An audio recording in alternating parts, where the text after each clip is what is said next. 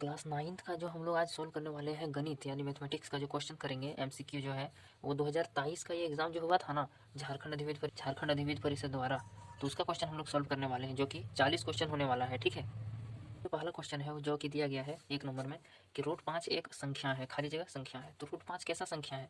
तो एक प्रकार का अपरिमेय संख्या है। ठीक है, और मैं एक बात बता देता हूँ कि इसमें क्योंकि √5 का पूरा आप वर्गमूल नहीं निकाल पाओगे। ठीक है, हम क्वेश्चन नंबर 2 को सोल्व करने वाले हैं। यहाँ पर दिया गया है कि √2 और √3 के बीच एक अपरिमेय संख्या है। तो कौन अपरिमेय संख्या है? तो हमारा इसमें आंसर होगा 6 का जो पावर है 1/4, यानी कि ये हम लोग कैसे जाने, क्योंकि 6 का जो पावर है ना ऐसे कर दिया गया, हम इसको लिख सकते हैं कि √अंडर 6, ऐसा हम इसको लिख सकते हैं। ठीक है, तो यही हमारा जो है वो 2 और 3 के बीच, आप इसका जब वैल्यू निकालोगे ना, √2 का वैल्यू निकालोगे, √2 का वैल्यू क्या आता है? √2 बराबर होता है 1.414, इसी तरह बढ़ते जाता है क्योंकि अपरिमेय संख्या है तो बढ़ते जाएगा।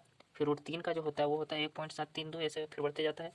और इसका आप जब निकालोगे ना तो वो आएगा 1.5, ऐसा कुछ आता है। ठीक है, 1.56 ऐसा कुछ आएगा, यानी कि 1.5 जो है वो 1.4 और 1.7 के बीच में है, तो हम लोग इसको टिक मारेंगे। ठीक है, तो क्वेश्चन नंबर 3 में दिया गया है कि किसका दशमलव प्रसार शांत होगा। तो शांत और अशांत ये कैसे हम लोग पता करेंगे, तो मैं इसका एक बता देता हूँ तरीका, जो कि किताब में भी दिया गया है, मतलब वो रूल है एक प्रकार का। ठीक है, नियम है।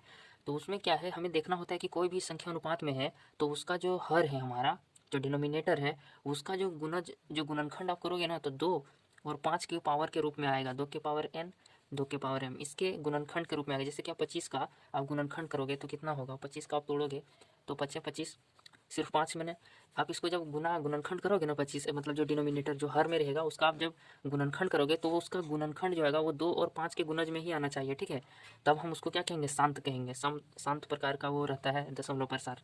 ठीक है, अब जैसे कि 11 है तो 11 में हमारा 2 और 5 आएगा ही नहीं, इसको गुणनखंड करेंगे भी तो 13 में भी नहीं आएगा। तो 25 में आ रहा है तो 2 और 5 का जो भी गुणनखंड में रहेगा, जिसका भी हर, वो समझ लेना है कि वो हमारा शांत प्रकार का है। ठीक है, क्वेश्चन नंबर 4 में दिया गया है कि 1/√3 जो है उसका हर का परिमेयकरण करने पर प्राप्त संख्या होगा। तो कौन संख्या प्राप्त होगा, तो सबसे पहले हर का परिमेय हम कर लेते हैं। तो 1/√3 है, हर का परिमेयकरण में क्या करते हैं, जो क्वेश्चन का जो हर में है उसका हम लोग ऊपर नीचे गुना कर देते हैं उसी सेम संख्या से। ठीक है, तो √3 का √3 हो जाएगा, √3 को 1 से गुना करेंगे और इसको गुना करेंगे तो रूट अंडर क्या हो जाएगा, 9 हो जाएगा।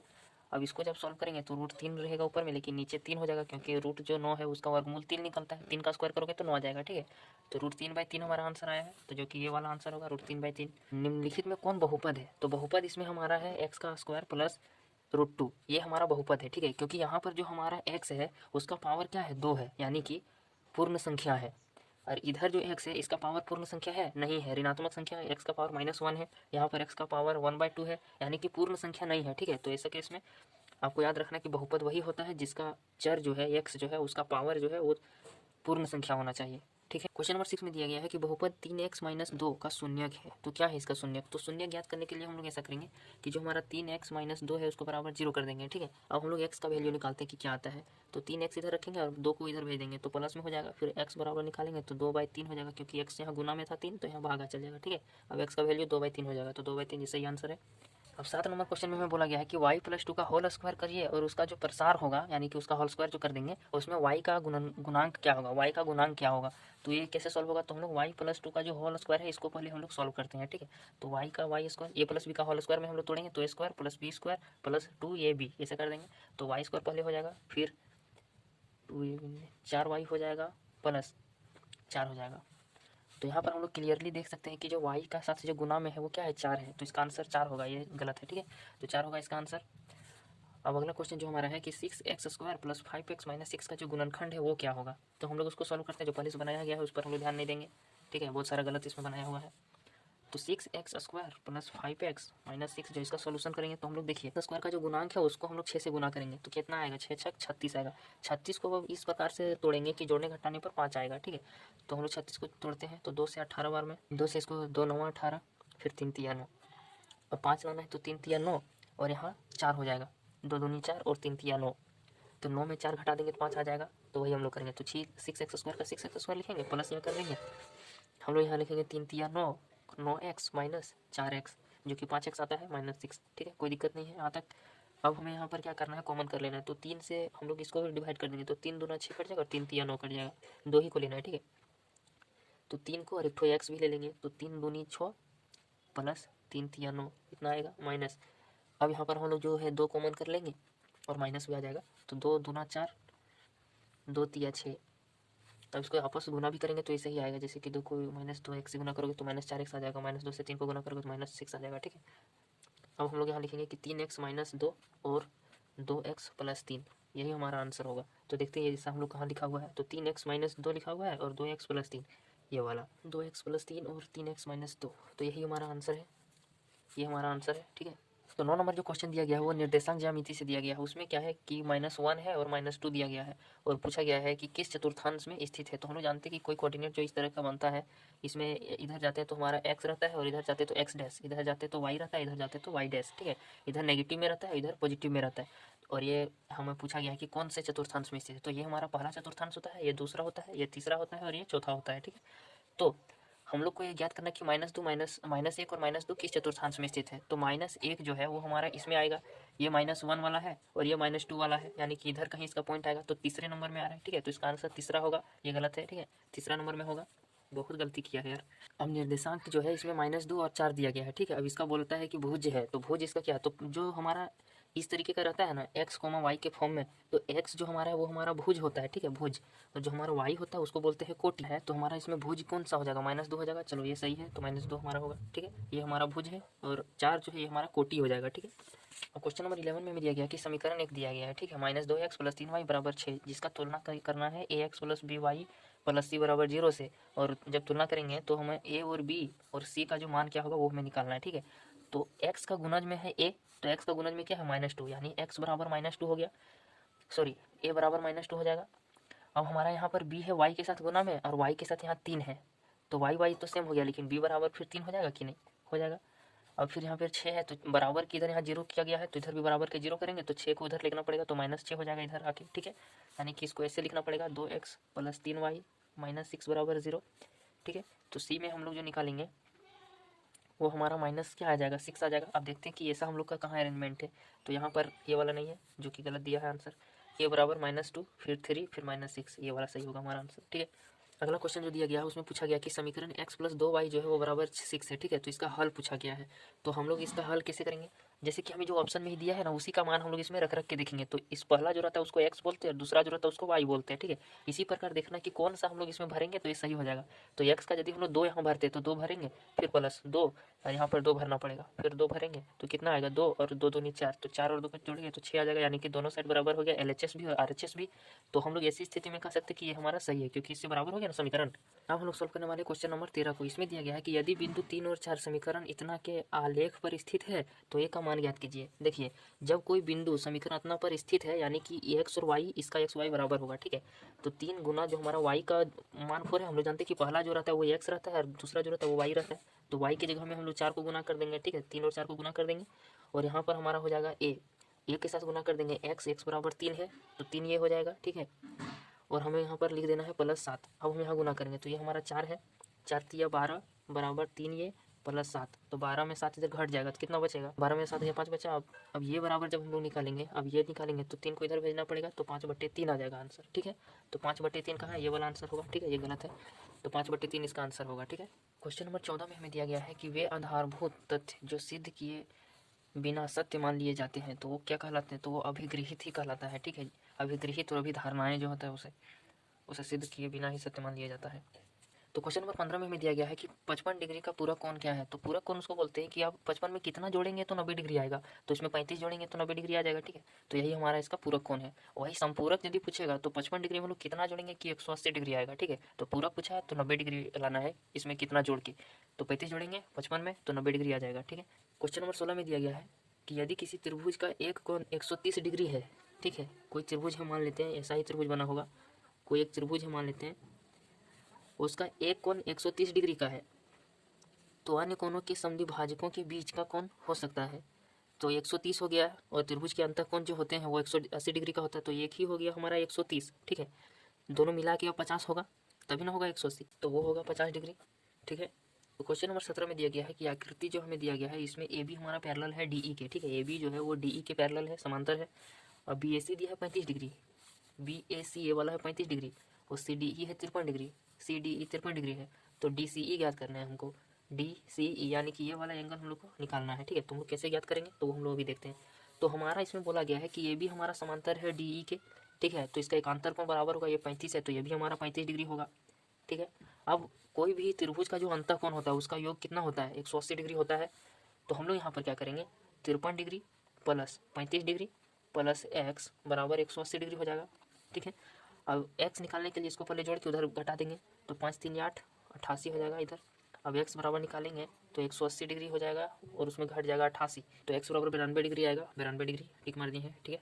क्वेश्चन नंबर 18 में दिया गया है कि यदि ए बी बराबर पी क्यू है, ठीक है, और बी सी बराबर क्यू आर है और सी ए बराबर आर पी है, तो हमें ज्ञात करना है कि कौन सा त्रिभुज का जो जोड़ा दिया गया है वो सर्वांगसम है, ठीक है। तो मैं एक ही तरीका इसमें बता देता हूँ, जैसे कि ए बी बराबर पी क्यू है ना, देखो कि ए बी बराबर पी क्यू कहाँ कहाँ पर हम लोग CP/CT यूज कर लेंगे, ठीक है। तो ए बी इसमें है, ए बी और पी क्यू, ठीक है। उसके बाद यहाँ पर और मिला लेते हैं, जो बी सी है वो क्यू आर है, अब यहाँ पर बी सी तो यहाँ है क्यू आर, बस इतना ही चाहिए था, इतना बराबर हो गया भुजा में, यानी यही हमारा सही है। इस त्रिभुज को यदि हम लोग दोनों को सर्वांगसम करेंगे ना, और जब इसमें CP/CT लगाएंगे तो आपस में ये सभी बराबर हो जाएगा सब कुछ, जैसा यहाँ दिया गया है, ठीक है। अब CP/CT क्या होता है, तो CP/CT जो है ये एक प्रकार का नियम है, इसमें बोलता है कि corresponding parts of congruent triangles are equal, मतलब कि जो है CP/CT में दो त्रिभुज यदि आपका सर्वांगसम हो रहा है तो उसका जो ए बी भुजा है और पी क्यू भुजा है दोनों बराबर हो जाएगा। दोनों अलग अलग त्रिभुज है लेकिन सर्वांगसम होने पर दोनों का भुजा बराबर हो जाएगा, ठीक है। जो एंगल ये है वो एंगल पी बराबर हो जाएगा, इसे ऐसा ही इसका नियम है सबका, ठीक है। क्वेश्चन नंबर 19 में दिया गया है कि त्रिभुज ABC में AB और BC जो है वो बराबर है, ठीक है। अब B हमारा है 70 डिग्री, तो A हमारा ज्ञात करना है इसमें। तो सबसे पहले हम लोग इसमें लिखेंगे, मान लेते हैं वो हमारा त्रिभुज है ABC, ठीक है। इसमें बोला है कि AB और BC बराबर है, मान लेते हैं ABC।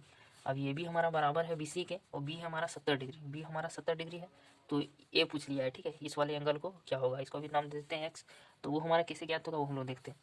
तो एक ही एंगल हमें 70 दिया है, अब दिया है कि ये भी भुजा और ऐसी भुजा बराबर है, तो बराबर भुजा का सामने का कोण जो होता है ना वो भी बराबर होता है, तो ये 70 है तो ये भी 70 होगा। त्रिभुज का हम लोग जानते हैं कि जो अंतःकोणों का योग होता है वो होता है 180 डिग्री। तो हम लोग क्या करेंगे, 70 70 जो है 140 डिग्री हो जाएगा, प्लस एक्स करेंगे बराबर 180 डिग्री। अब एक्स बराबर हो जाएगा 180 माइनस 140, तो कितना हो जाएगा, 40 डिग्री और जोड़ेंगे तो 180 हो जाएगा 140, तो एक्स बराबर 40 डिग्री आएगा, ठीक है। तो एक्स बराबर 30 नंबर क्वेश्चन में जो DEF एक त्रिभुज दिया गया है उसमें D और F बराबर है, ठीक है। और बहुत सारा चीज़ दिया है, तो सबसे पहले हम लोग त्रिभुज बना लेते हैं, ठीक है। एक त्रिभुज दे दिए हम लोग, उसमें क्या है DE और F जो है उसमें D और F बराबर है, D वाला एंगल और F वाला एंगल है बराबर है, तो इसका सामने का भुजा भी बराबर होगा, ठीक है। ये वाला भुजा के बराबर हो जाएगा, इसका सामने ये भुजा इसका सामने ये भुजा बराबर हो जाएगा। अब EF बोल रहा है कि 4 सेंटीमीटर है, EF जो है वो है 4 सेंटीमीटर, तो DE भी हो जाएगा 4 सेंटीमीटर। अब DF बोला है 5 सेंटीमीटर, ठीक है। तो हम लोग को ज्ञात क्या करना है, DE की लंबाई, तो DE जो हमारा वो 4 सेंटीमीटर, तो 4 सेंटीमीटर में टिक मार देंगे, ठीक है। तो ये हमारा आंसर आ गया। क्वेश्चन नंबर 21 में दिया गया है कि ABC में कौन सा सत्य है कि कोई भी यदि आपका त्रिभुज है, ABC नाम का है या कोई नाम का है, ठीक है, कोई भी त्रिभुज का दो भुजा को आप जोड़ोगे ना तो तीसरा भुजा से ऑटोमेटिकली उसका हाइट, उसका जो लंबाई है वो ज़्यादा होगा, ठीक है। तो ये बी और BC को मान लीजिए हम लोग इसमें जोड़ेंगे तो AC से तो बहुत बड़ा ही होगा, छोटा तो कोई चांस नहीं है, गलत है, ये वाला आंसर होगा सही, ठीक है। क्वेश्चन नंबर 22 में दिया गया है निम्नलिखित में इसमें दोनों विकर्ण बराबर होते हैं, तो आयत में दोनों विकर्ण बराबर होते हैं, ठीक है, आयत में। क्वेश्चन नंबर 23 में दिया गया है कि एक चतुर्भुज का 3 कोण दिया गया है, ठीक है, इसका चौथा कोण ज्ञात करना है। तो कोई भी चतुर्भुज जो होता है उसका जो अंतःकोणों का जो पूरा योग होता है वो 360 डिग्री होता है, ठीक है। तो 360 डिग्री में हम लोग इतना सबको जोड़ के घटा देंगे तो चौथा डिग्री आ जाएगा, ठीक है कि नहीं। 360 डिग्री होता है सबका योग, तो सबको जोड़ते हैं पहले। जो चौथा कोण हम जो निकाले हैं वो क्या किए, चतुर्भुज का कोई भी चतुर्भुज का अंतःकोणों का योग होता है 360 डिग्री, तो 360 डिग्री में हम लोग घटा देंगे ये सब तीनों को जोड़ के, ठीक है। तो हमारा आ जाएगा 120 डिग्री, तो वही हमारा आंसर होगा 120 डिग्री। क्वेश्चन नंबर 24 में दिया गया है कि निम्न आकृतियों में से किसमें आप एक ही आधार पर और एक ही समांतर रेखाओं के बीच बने दो बहुभुज प्राप्त करते हैं, तो हमारा हो जाएगा ये वाला, ठीक है। अब देखिए इसमें जो हमारा भुजा है QR वो इस त्रिभुज का भी है, ठीक है, और ये चतुर्भुज का भी है, तो इसका एक भुजा हमारा उभयनिष्ठ होना चाहिए, जो कि इसमें है, सब में है उभयनिष्ठ, लेकिन इसका जो शीर्ष है वो इस रेखा समांतर रेखा है ना, PQ और QR जो समांतर चतुर्भुज का समांतर रेखा है, PQRS समांतर चतुर्भुज का PS और QR समांतर भुजा है, तो इसका इसमें जो शीर्ष है TQR त्रिभुज का वो इसमें टच हो रहा है, ठीक है, यानी यही हमारा है क्वेश्चन का आंसर, यानी कि एक ही समांतर रेखाओं के बीच है और एक ही आधार है, ठीक है। ये इसका सटना चाहिए, शीर्ष यहाँ तक यदि सटा हुआ होता है यहाँ तक, ये यहाँ तक, तब ये सब भी हो जाता है, लेकिन इसमें ये वाला आंसर होगा, ठीक है, ये सब नहीं। क्वेश्चन नंबर 25 में दिया गया है कि त्रिभुज ABC है, उसमें जो बिंदु है BC वो मध्य बिंदु है। देखिए पहले हम लोग इस त्रिभुज को बना लेते हैं एक बार। तो हमारे पास मान लीजिए ऐसा है कोई एक त्रिभुज है, ठीक है, ABC नाम का, ABC नाम का त्रिभुज है और उसमें जो बिंदु D है वो BC का मध्य बिंदु है, BC का मध्य बिंदु है D है, ठीक है, दे दिए D नाम। अब यहाँ पे पूछ रहा है कि तथा E जो है वो AD का मध्य बिंदु है, अब इसको मिला लेते हैं। अब AD का जो मध्य बिंदु मान लेते हैं यहाँ पर, तो वो है E है। अब बोला गया है कि B E D, area of B E D बराबर होगा, तो बी ई डी यानी कि ऐसा बी ई डी ये एरिया किसके बराबर होगा, तो हम लोग इसको भी मिला ही लेते हैं इधर डॉटेड लाइन से। तो देखिए 1 2 3 4 चार भागों में बट गया ना, तो 1/4 ए बी सी हो जाएगा एरिया, ए बी सी यानी पूरा का एरिया, उसका 1/4 भाग आएगा इतना सा, ठीक है, B E D. Question number 26 में दिया गया है कि आकृति में यदि ओ ए बी 40 डिग्री है, ओ ए बी जो है 40 डिग्री है और ये सी बी जो है वो हमारा बराबर कितना का होगा, ए सी बी यानी ये वाला एंगल ज्ञात करना है, एक्स मान लेते हैं। तो ये कैसे हम लोग ज्ञात करेंगे वो मैं आपको बताता हूँ। तो जैसे कि हमारा इसमें जो वृत्त चैप्टर है ना 10 चैप्टर में, उसका एक नियम है कि यदि ये यहाँ वाला एंगल जो रहेगा ना उसका ये हमेशा आधा ही बनेगा, जो वृत्त का केंद्र में जो एंगल बन रहा है उसका ये आधा बनेगा, ठीक है। तो हम लोग इसको निकालना पड़ेगा। तो देखिए अब वृत्त है, यहाँ से इसका केंद्र है और यहाँ पर इसका परिधि है, तो केंद्र से परिधि को जो मिलाता है रेखा उसको त्रिज्या कहते हैं। तो ये त्रिज्या और ये भी दोनों त्रिज्या है, दोनों भुजा बराबर है और ये एक प्रकार का त्रिभुज है यानी समद्विबाहु त्रिभुज है, तो इसका सामने का जो कोण है वो भी बराबर होगा इसके, ठीक है। तो ये भी बराबर हो जाएगा 40 डिग्री के। अब कोई भी त्रिभुज होता है तो उसका अंतः कोण क्या होता है 180 डिग्री होता है, तो 40 40 80 हो गया, यानी ये हमारा 100 डिग्री होगा, 100 डिग्री है, ठीक है। अब 100 का आधा ये क्या होगा 50 डिग्री, तो x बराबर 50 डिग्री आंसर आएगा, ठीक है। ये बोलो पता नहीं इतना हार्ड कैसे बना लिया सही रही। तो 27 नंबर क्वेश्चन में दिया गया है कि अर्धवृत्त का कौन होता है, तो वो होता है समकोण, किताब में भी दिया गया है समकोण होता है, ठीक है। क्वेश्चन नंबर 28 में दिया गया है कि आकृति में ए बी सी डी एक चक्रीय चतुर्भुज है, ए बी सी डी एक चक्रीय चतुर्भुज है और ए डी सी इसका दिया गया है 70 डिग्री, ठीक है। और ए बी सी का मान याद करना यानी कि ये वाला। तो जो वृत्त चैप्टर में आपका चक्रीय चतुर्भुज करके एक चीज़ पढ़ने का आपको दिया गया है, उसमें आपका एक नियम दिया है कि जो चक्रीय चतुर्भुज किसको बोलते हैं। तो जैसे कि आपका एक वृत्त बना हुआ है और इस चतुर्भुज जो ABCD है उसका चारों शीर्ष जो है वो इसके परिधि को छू रहा है इस वृत्त के, ठीक है।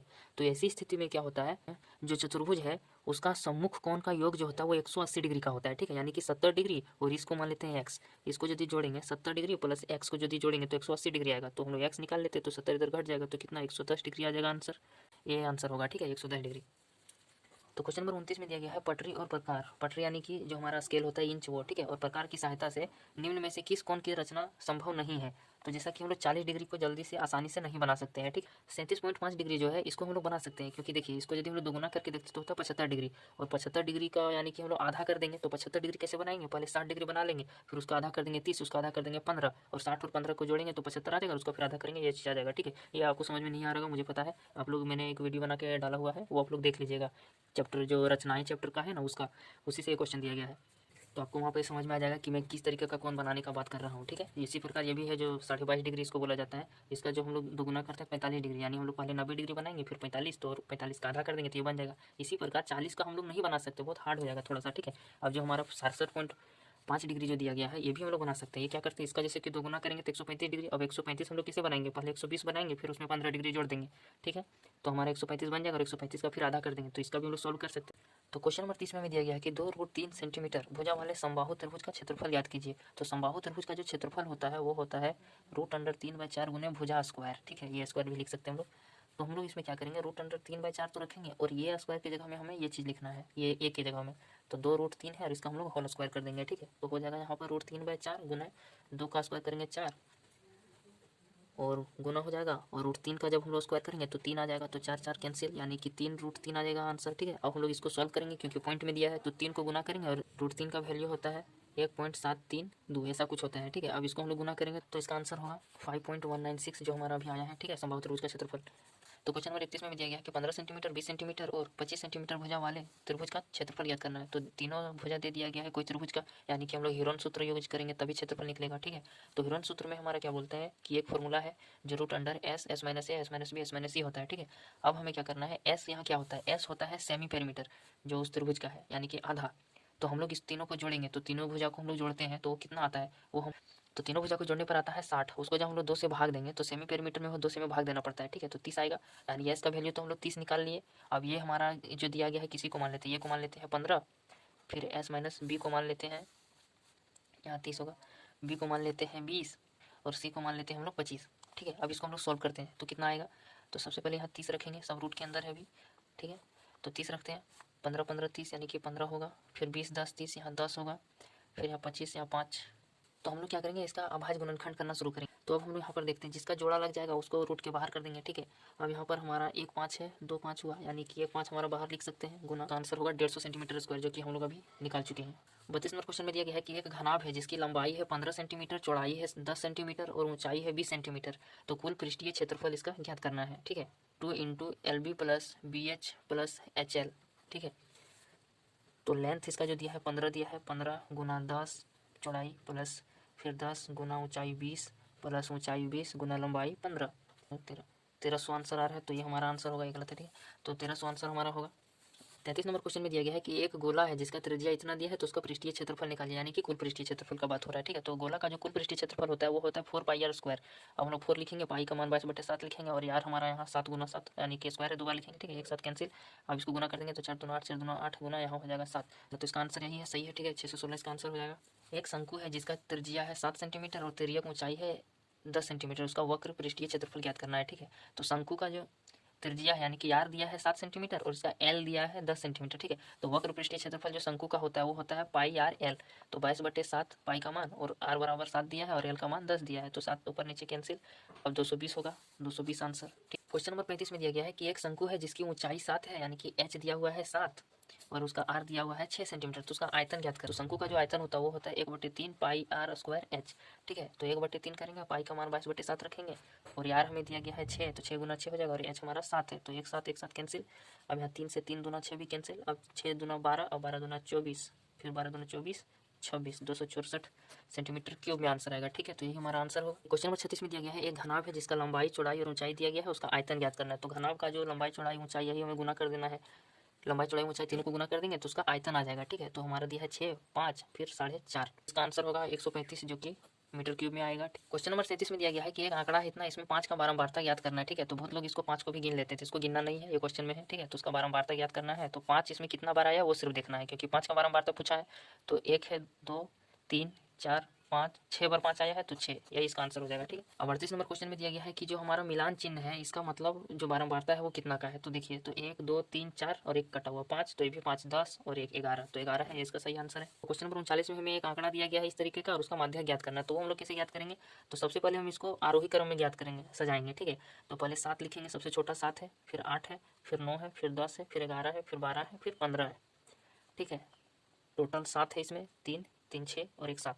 अब देखेंगे कि इसका जो सबसे बीच में वो कौन आ रहा है, तो इधर से 3 है, इधर से 3 है, यानी बीच में हमारा 10 आ रहा है, ठीक है। इधर से 3 संख्या, इधर से 3 संख्या, बीच में हमारा 10 आ रहा है, तो 10 इसका आंसर होगा, ये गलत है, ठीक है। क्वेश्चन नंबर 40 जो कि लास्ट क्वेश्चन है, इसमें पूछा गया है कि एक सिक्का को 100 बार उछालना जाता है, ठीक है, और पट आता है 60 बार, तो चित कितना बार आएगा उसका प्रायिकता क्या होगा, ठीक है। तो चित यानी का प्रायिकता पूछा है और यहाँ पर पट का दिया है कि 60, तो 60 बार यदि पट आ रहा है यानी कि 100 बार उछाला है, 60 बार पट आया, तो चित कितना बार आया होगा, 40 बार आया होगा, क्योंकि 100 बार उछाला है ना, तो 40 आया होगा। तो चित का पूछा है कि प्रायिकता क्या है, यानी कि 40/100, इसका जो फॉर्मूला होता है उसके आधार पर, ठीक है। तो ये गलत होगा, 40/100 इसका आंसर होगा, ठीक है। तो ये हम लोग क्या कैसे लिखते हैं, हम लोग लिखते हैं संभावित परिणाम बटा कुल परिणाम, ठीक है।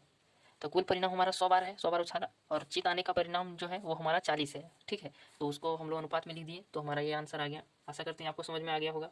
इस जितना भी हम लोग क्वेश्चन किए, 2023 का क्वेश्चन पेपर था ये, इसे मिलता जुलता ही हर साल क्वेश्चन आता है, ठीक है।